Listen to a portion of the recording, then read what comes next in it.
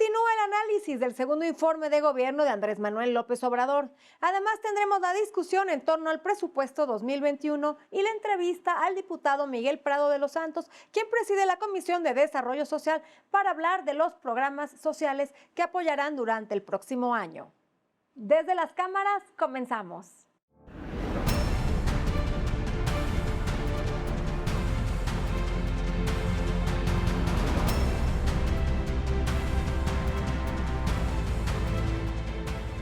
Esta semana continúan las comparecencias para analizar el segundo informe de gobierno y el debate del presupuesto de egresos 2021.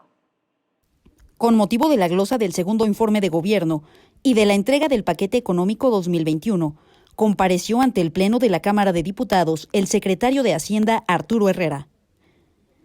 Inició hablando sobre los efectos de la pandemia sanitaria en las finanzas públicas de México. Durante el 2021, la tensión de la pandemia continuará determinando la ejecución de la política económica en un marco de estabilidad macroeconómica y un manejo de las finanzas públicas. Asimismo, anticipó la llegada de la vacuna.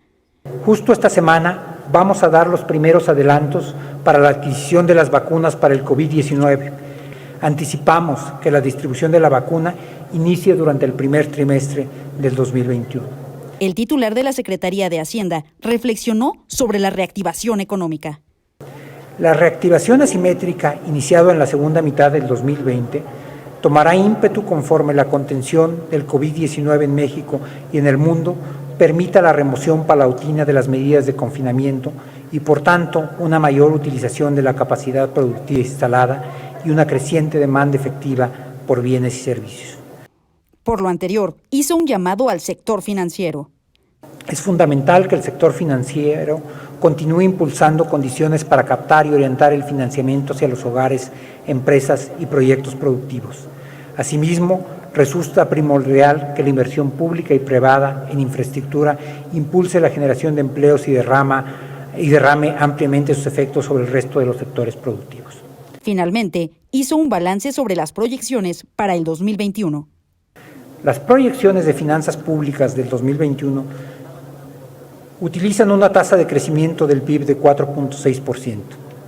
Asimismo, emplean un precio de la mezcla mexicana de exportación de $42.1 por barril. Es importante destacar que la producción de agentes privados se estima en 61,000 barriles diarios, la cual es mayor en 28,000 barriles diarios a la estimada para el cierre de 2020. Desde las cámaras, Claudia Ivette García. Para hablar sobre la ley del Seguro Social y la ley de los sistemas de ahorro para el retiro, nuestra especialista en temas financieros, Alicia Salgado. Gracias, Adriana, ¿cómo estás? Qué gusto de saludarte. Fíjate que la semana pasada, después de prácticamente 3 o 4 meses de haber estado esperándose por parte del sector financiero en el Congreso, la iniciativa de reforma al sistema de pensiones por fin llegó. Y llegó a la Cámara de Diputados. El presidente la envió y la Secretaría de Hacienda pues ha estado negociando con el sector privado sobre este tema.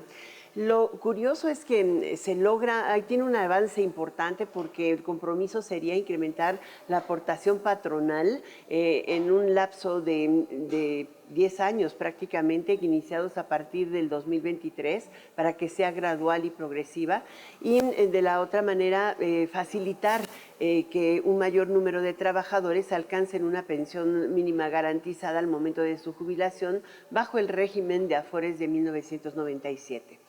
Hasta ahí va todo bien. Sin embargo, se incluyó un artículo que ha generado polémica y que seguramente tiene mucho camino por recorrer y argumentos, porque se pretende el establecimiento de topes a las comisiones, un sistema que vaya bajando en 3 años el cobro de comisiones.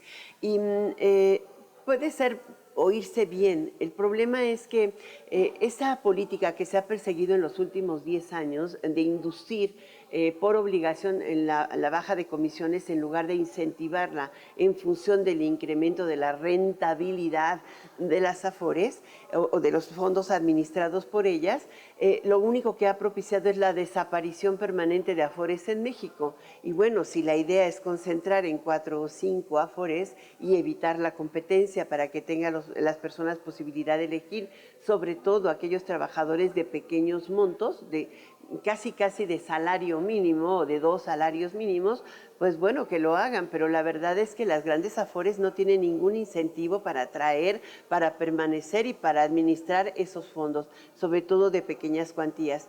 De hecho, la iniciativa llega a comparar la rentabilidad de fondos administrados en algunos bancos donde dan alta rentabilidad y cobran baja comisión. Pero no son lo mismo, porque esa alta rentabilidad y baja comisión está relacionada con el régimen de inversión que tienen y los montos que se invierten, que son casi superiores a $1,000,000. Ya quisiera que un trabajador normal tuviera ese monto acumulado en su fondo para el retiro. Este es el punto crítico. Los diputados no están obligados a tener un conocimiento técnico del sistema de inversiones, menos uno tan especializado como es el de pensiones. Pero creo que hacia adelante, en esta discusión, deberían valerse de los especialistas, porque al final, cuando quiebren las afores y se estén vendiendo, ¿a quién van a responsabilizar de una política pública equivocada? Pues aquellos que aprobaron la ley, no solamente aquellos que la propusieron. En fin, yo pongo este tema bajo la lupa desde las cámaras. Gracias, Alicia. Y ahora vamos con la entrevista con nuestro compañero Víctor Sánchez Baños. Una de las herramientas para combatir la corrupción y otros delitos que lesionan seriamente la economía, la política y la sociedad es la procuración de justicia, misma que debe ser ágil, pronta y expedita. Sin embargo, estamos lejos de lograr sus objetivos por carencias que van desde lo presupuestal hasta el profesionalismo de algunos juzgadores. Hay esfuerzos que se realizan desde la Cámara de Diputados y de esto vamos a platicar con la diputada Mariana Rodríguez Mier Terán, secretaria de la Comisión de Justicia de la Cámara Baja. Tenemos unos puntos fundamentales, como tú bien sabes, una servidora es secretaria de la Comisión de Justicia y tenemos especial interés en que las reformas que se han estado dando a través del tiempo en el cambio hacia la oralidad en diversas materias, a lo mejor la que va más avanzada es en materia penal, pero también muy importante y para mí fundamental impulsar los juicios especiales en materia mercantil. Entonces, efectivamente, una servidora ha presentado un punto de acuerdo, Víctor, solicitando al titular del Ejecutivo Federal a través del secretario de Hacienda para que implemente un mecanismo de coordinación con el Poder Judicial de la Federación y también a su vez posteriormente sería con los poderes judiciales de los estados, para que se pudiera etiquetar, como se conoce comúnmente, un presupuesto específico para avanzar en el tema de la implementación de los juicios especiales mercantiles. ¿Y por qué es importante? Porque, bueno, pues como dicen, cariño que no se refleja en la nómina no es cariño, Víctor, y pudiéramos tener una serie de diversas reformas que pudiéramos considerar muy importantes y que pudieran ser de mucho beneficio para los justiciables, puesto que son públicos, son mucho más cortos y tienes el principio de inmediatez, que quiere decir que en todo momento las partes están planteando sus cuestiones que tienen que dirimir ante la presencia de un juez, ya no ante algún secretario o hacerlo de manera escrita. Entonces, tiene muchos beneficios y nosotros por eso estamos presentando este punto de acuerdo, esperando que sea pues aprobado, porque bueno, como tú sabes también, lamentablemente no tenemos los votos ni en la comisión ni en el pleno para impulsarlo, pero pues esperando que sea visto con buenos ojos por la mayoría, que está en la Cámara y que nos pudieran apoyar. El otro resolutivo, el punto de acuerdo, querido Víctor, si me permites ahondar un poco en el tema, estamos solicitando o haciendo un exhorto para que la Comisión de Justicia, la cual pues, una servidora, como ya lo dije, soy secretaria, y también la Comisión de Hacienda aquí en Cámara de Diputados, tengamos un mecanismo o una comisión que esté revisando cuáles van a ser los resultados de esta coordinación entre Hacienda y el Poder Judicial para poder transparentar y dar seguimiento a que estos presupuestos etiquetados para avanzar en materia de oralidad mercantil pues sean utilizados de la mejor manera, Víctor. La materia mercantil tiene juicios o juzgados en ambas esferas, dependiendo de lo que estemos hablando. Entonces, por eso yo te comentaba, iba a ser un poco el mismo caso con la materia laboral, que también va a requerir ir transitando hacia la oralidad. La Procuración de Justicia enfrenta enormes retos que van desde el profesionalismo y ética de algunos juzgadores hasta carencias de herramientas tecnológicas para su labor. Por ello es fundamental que la carrera judicial asegure la llegada de jueces más preparados. Se necesitan recursos económicos presupuestales suficientes, como menciona la diputada Mariana Rodríguez Mieri Terán, para que, en las esferas federal y estatal, la aplicación de las leyes penales, civiles, mercantiles, laborales y de cualquier especialidad la deban realizar jueces especializados y perfectamente capacitados. Gracias, Víctor. Y hablando de la importancia del acceso universal a la información, ya está aquí con nosotros nuestra especialista Claudia Ivette García. Hola, Claudia, ¿cómo estás? Hola, Adriana. Un placer saludarte. Igualmente. Esta semana se celebró a nivel internacional el Día del Derecho al Acceso a la Información. Es el mecanismo que hoy en día le permite a usted, como miembro de la sociedad mexicana, preguntar a cualquier institución gubernamental lo que quiera. Es el empoderamiento del ciudadano a través de la exigencia de rendición de cuentas a sus autoridades. Vamos a la historia. El parteaguas fue hace prácticamente 250 años en Suecia, cuando en 1766 se aprobó la primera ley de acceso a la información gubernamental. 23 años después, el pueblo francés emitió la Declaración de los Derechos del Hombre y del Ciudadano, que reconoció que la sociedad tiene derecho a pedir cuentas a todo agente público por su administración. Posteriormente, Estados Unidos aprobó la Ley de Libertad de Información, reformada en la década de los 70 a causa principalmente del famoso caso Watergate. ¿Cómo avanzó este tema en México? Desde las reformas constitucionales de 1977 se inició la construcción de un modelo de acceso a la información. En 2002, una iniciativa proveniente de la sociedad civil fue aprobada por unanimidad por el legislativo. En 2014 se elevó al Instituto Nacional de Acceso a la Información a rango de órgano constitucional autónomo. Y en el 2016 entró en vigor la Ley General de Transparencia y Acceso a la Información Pública. ¿De qué nos sirve esta ley? Su función es proveerle a usted la información pública que está en posesión de cualquier autoridad u organismo de los poderes ejecutivo, legislativo y judicial. Órganos autónomos, partidos políticos, fideicomisos, fondos públicos, así como cualquier persona física o moral o sindicato que reciba y ejerza recursos públicos federales. En el marco de esta quinta celebración del Día Internacional del Acceso Universal a la Información, el INAI y la Oficina de la UNESCO en México suscribieron un convenio de colaboración. Pero aquí es importante una reflexión. Para que exista un gobierno abierto, no solo se necesita que exista acceso a la información, también se requiere ciudadanos interesados en involucrarse en los procesos de rendición de cuentas. En lo que va de este 2020, la Cámara de Diputados recibió a través de la Unidad de Transparencia más de 1,214 solicitudes de acceso a la información. De nada sirve que se abra la puerta de la información si son muy pocos los mexicanos que quieren respuestas. El INAI reconoció que en 2019 la Cámara de Diputados, como sujeto obligado, cumplió al 100% sus obligaciones de transparencia. Recordemos que una sociedad informada, Adriana, es mucho más igualitaria y más democrática. Sin duda, Claudia, la transparencia es uno de los instrumentos para nuestra democracia. Muchas gracias por estar con nosotros aquí en el estudio. Y ahora vamos a un corte comercial y no se vaya porque a nuestro regreso estará con nosotros el diputado de Morena, Miguel Prado de los Santos, para hablar de los programas sociales que se apoyarán durante el 2021 y cómo se mitigarán los efectos de la pandemia. Yo creo que cuando tú conjuntas todos esos apoyos, una familia puede tener una realidad distinta.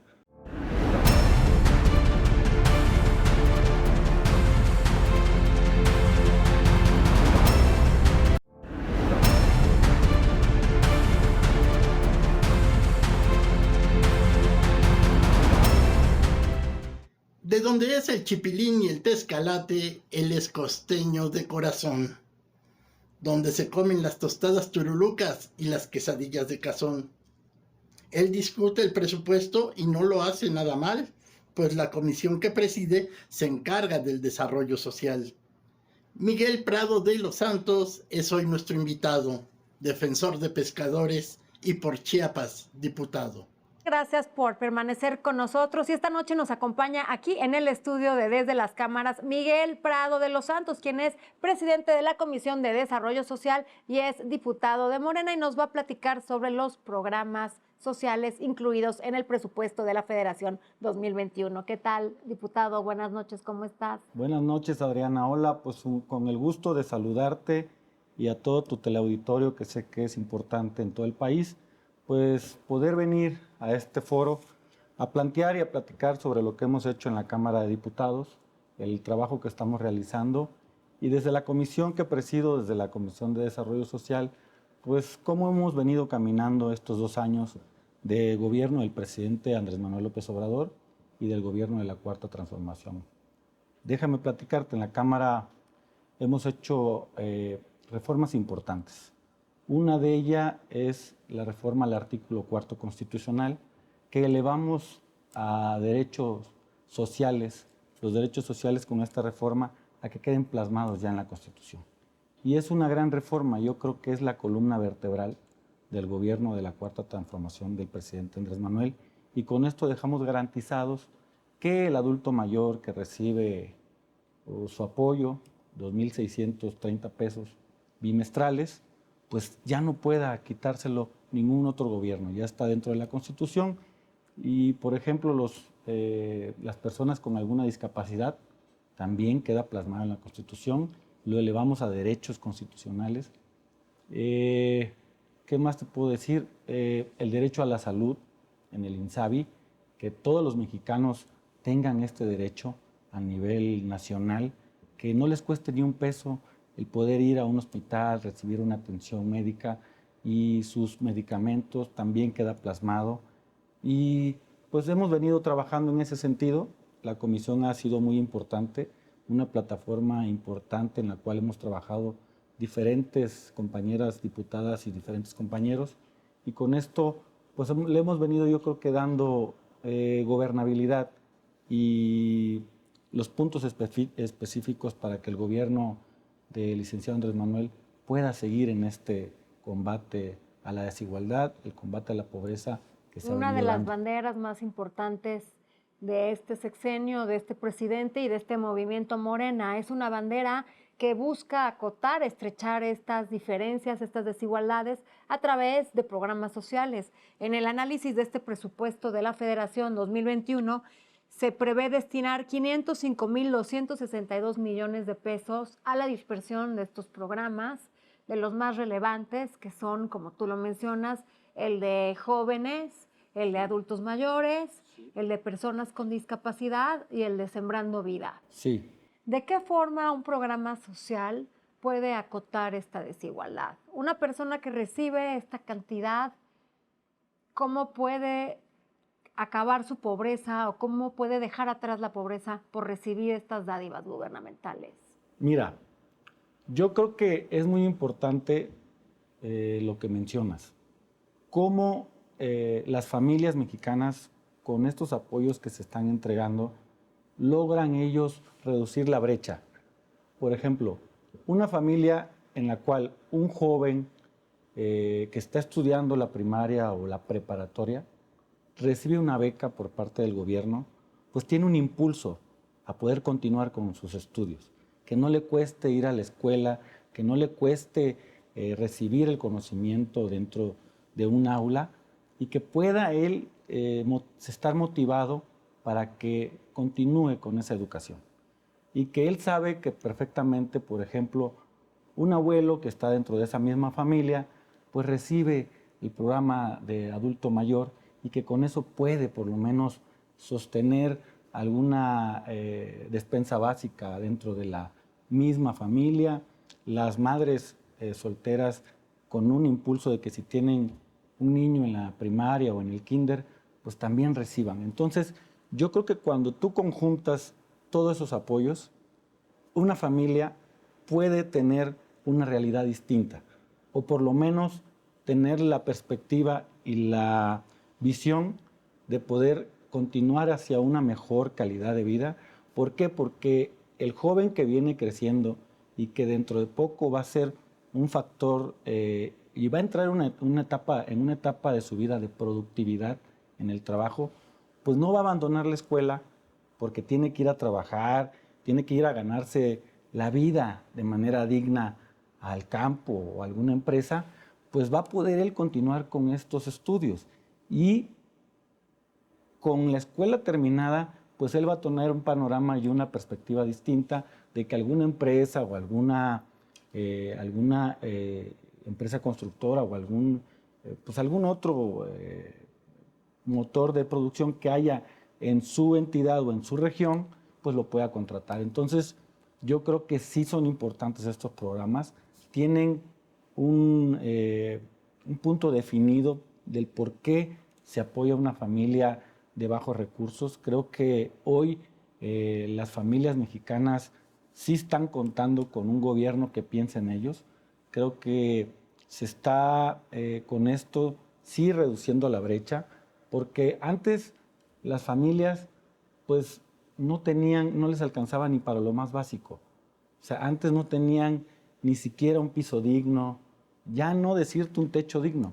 Entonces hoy con estos apoyos que creo que son fundamentales y pieza clave para que se reduzca la brecha en cuanto a la pobreza y a la desigualdad en este país, están siendo un factor importante dentro de las familias mexicanas. Diputado, en medio de esta crisis por la pandemia del COVID-19, mucho desempleo, muchos hogares dejaron de recibir su sustento por falta de este empleo. Varios partidos políticos pues dieron la fórmula, que no es ninguna fórmula nueva, en varios países se aplicó, que es la de ingreso vital. Nunca se aprobó en diputados ni en el Senado. ¿Cuál sería la propuesta desde tu comisión, tú que presides la Comisión de Desarrollo Social, para estas personas que perdieron su empleo por causa de esta pandemia? Qué bueno que me lo preguntas, Adriana, porque hay un falso debate en lo que tú me comentas de eso de el ingreso vital. Mira, cuando nosotros estábamos por la aprobación del Cuarto Constitucional, los diputados de la coalición Juntos Haremos Historia proponíamos que se elevara a rango constitucional los derechos sociales de todas las mexicanas y de todos los mexicanos. Y con esto garantizarles que los adultos mayores, los jóvenes que están estudiando una preparatoria tuvieran una beca, los adultos tuvieran ese apoyo, que ahorita me acabas de dar una buena respuesta.